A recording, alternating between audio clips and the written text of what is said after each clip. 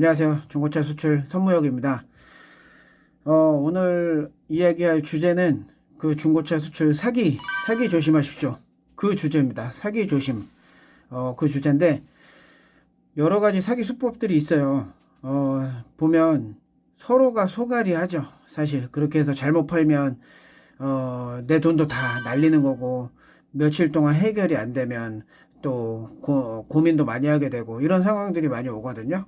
그래서 그런 사기에 대해서 간단하게 그 이야기를 한번 해보고 싶어요. 물론 되게 많아요. 여러 가지 정말 사기 사항도 많고 구매하기에 따라서도 구매 때도 사기를 당하는 수출업자들도 있고 사기를 치시는 수출업체들도 있고, 그러니까 사기치는 고객도 있고 사기 당하는 고객도 있고 이런 차이가 있어요. 네, 그 중에 딱 오늘 두 가지를 말씀드리고 싶은데, 처음 사기는 한 가지 가장 제일 중요한 거예요. 그 일반 그 고객들은 중고차를 팔기 위해서 금액이 제일 잘 나오는 곳을 찾게 되게 마련입니다. 맞습니다. 그거 맞습니다. 근데 그 중에 가장 잘 많이 나오는 곳, 그런 곳을 찾아서 거래를 하려고 합니다. 다 맞습니다. 다 맞는데, 근데 생각해 보시면 내 차가 약간 아리송한데 약간 어떤 고장이 있어서 이런데 라고 생각해도 그 중에 제일 잘 나오는 제일 잘 나오는 금액인 업체, 그런 데를 일단 찾아보려고들 노력을 하실 거예요. 다 맞는 말이에요. 맞는 말인데, 일단 그렇게 해서 차를 보내게 됩니다. 거래를 하게 돼요. 그러면 그 어떤 업자인지도 몰라요. 예. 뭐 판매업자, 구매업자가, 수출업자가 어떤 업자인지도 알지도 못한 채 수출 담당자가 누군지도 몰라요. 근데 전화로서 서로 연결해가지고 탁송 거래를 하고 대금을 송금 받고 난 돈 다 받았으니까 이제 다 파는 거야. 이렇게 하고 거의 끝났잖아요. 그러면 그게 끝이 아닙니다. 그때부터 시작이에요. 이때부터 어떻게 시작이 되느냐?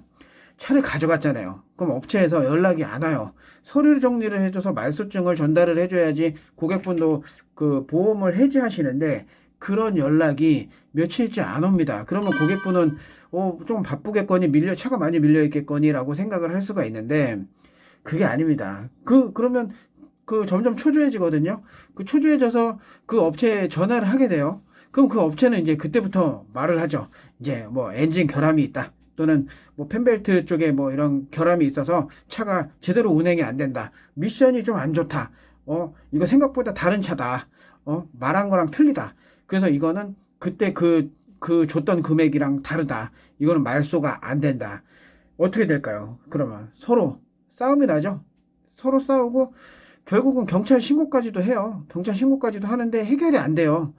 두 분이서 해결하십시오라고 경찰서에서도 그렇게도 말 나와요. 왜냐면 이쪽 주장도 있고 저쪽 주장도 있으니까, 처음 보지도 않고 거래를 했으니까. 그런 거래 사항이 있기 때문에 아직도 빈번하게 일어나고 있고, 겨울에 특히 그런 일들이 좀 많이 벌어지는 경우도 사실 많이 봐왔고, 주변에서도 많이 봐왔고, 결국은 그게 이제 금액을 깎는 선에서 거래가 처리가 되고 말아요. 그러면 결국은 제일 높은 금액, 처음에 제일 높은 금액을 부른 그곳에 거래를 하자 해가지고 거래를 했는데, 결국은 그거보다도 일반 금액에, 정직하게 하는 일반 평균적인 금액에 보다도 못 미치는 그런 가격에 결국 차 팔게 되고 소가리하고 며칠 동안 고생하게 되는 그런 상황. 그리고 그 다음부터는 중고차 수출 다 나쁘다, 걸로 거래는 절대 하지 말아야 되겠다라는 그런 못 믿은 상황이 오게 되는 상황이 생깁니다. 그래서 그런 거는 유념하시고, 또 한 가지, 나중에 다음에 그 결론을 얘기를 해드릴게요. 방법적인 거는. 또 한 가지 뭐냐면, 그 다음 사기, 수출업자가 사기를 당합니다. 수출업자가 어떻게 당할까요? 수출업자도 그 사기를 당해요.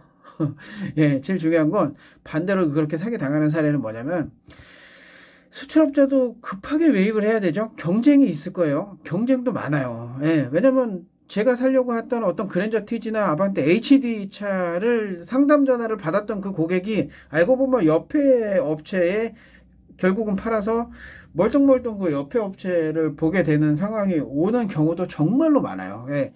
그러면 그런 부분에 대해서 급해서 다음번에는 내가 좀 더 어떤 문의가 오면 조금 더 빨리 해서 사야 되겠다, 이런 마음을 가질 수도 있고, 조급할 수가 있을 수가 있어요. 물론 자영업자이기 때문에 장사가 많이 안 되고 이러면 좀 더 조급한 마음도 많이 가지고, 요즘은 코로나 시대이기 때문에 또 그런 부분에 대해서 마냥 경각심을 가지고 일을 하고 있고 열심히 하려고 하시는 분들이 정말 많습니다. 근데 그런 업자분들이 또 이제 다음번에 연락이 왔어요. 아바타 HD를 팔겠습니다라고 연락이 왔는데, 네, 얼마, 예를 들어서, 예, 300에 팔겠습니다. 300에 사겠습니다. 업자분이, 네, 300에 사겠습니다. 고객님. 이렇게 얘기를 했는데, 진짜 차가 거래가 됐어요. 그러면 되게 좋잖아요. 좋아서 거래가 잘 됐어요.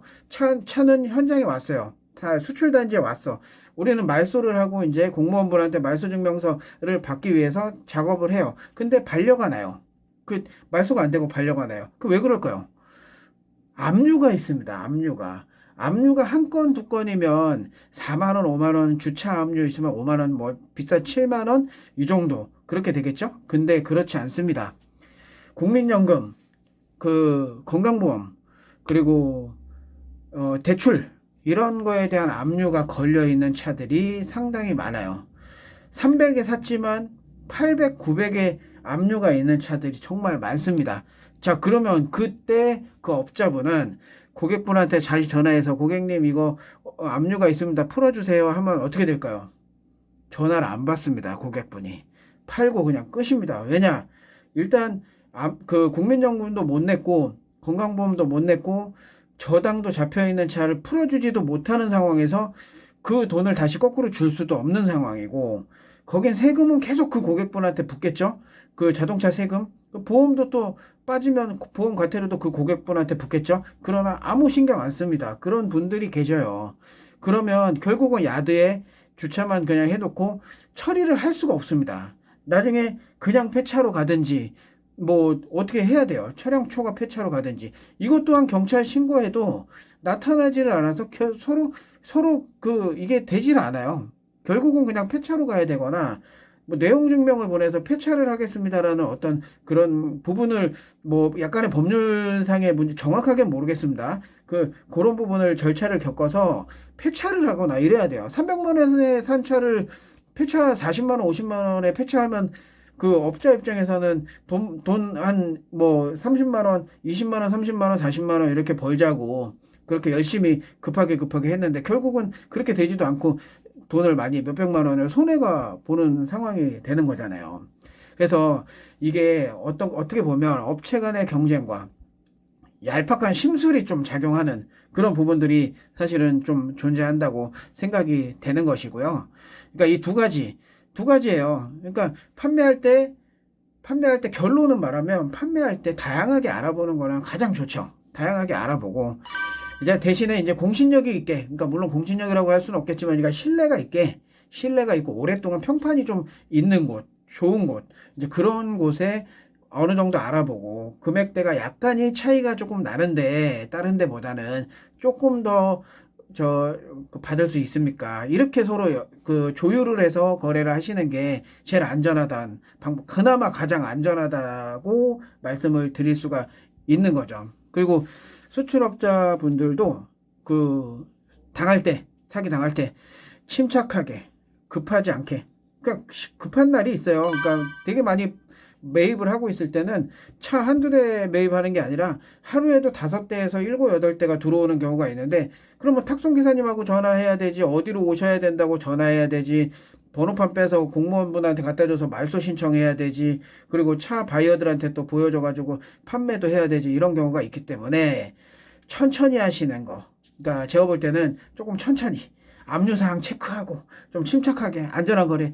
옆에 업체에서 뭐 거래가 됐구나. 아, 그렇구나. 다음번엔 내가 하긴 해야 되지만 그래도 하던 대로 침착하게 해야 되겠다. 그 거래 들어온 게 압류 확인하고 이런 게 없다. 깨끗하다, 깔끔하다 하고 되도록이면 차주님 있는 곳에 직접 가서 거래를 하시고 그 탁송을 거기서 보내고 이렇게 처리를 하는 게 서로 나을 것 같다는 생각이 듭니다. 이게 사실 진짜 별거 아닌 것 같다고 말씀을 드려도 정말로 소갈이 많이 해요. 진짜 소갈이 많이 해요. 고객분도 소갈이 많이 하고 수출업자들도 소갈이 정말 많이 해요. 왜냐면 수출업자들이 정말로 돈 되게 많이 버시는 분들이면 그 정도 200, 300 이러면 어때? 라고 할 수 있잖아요. 그렇지 않아요.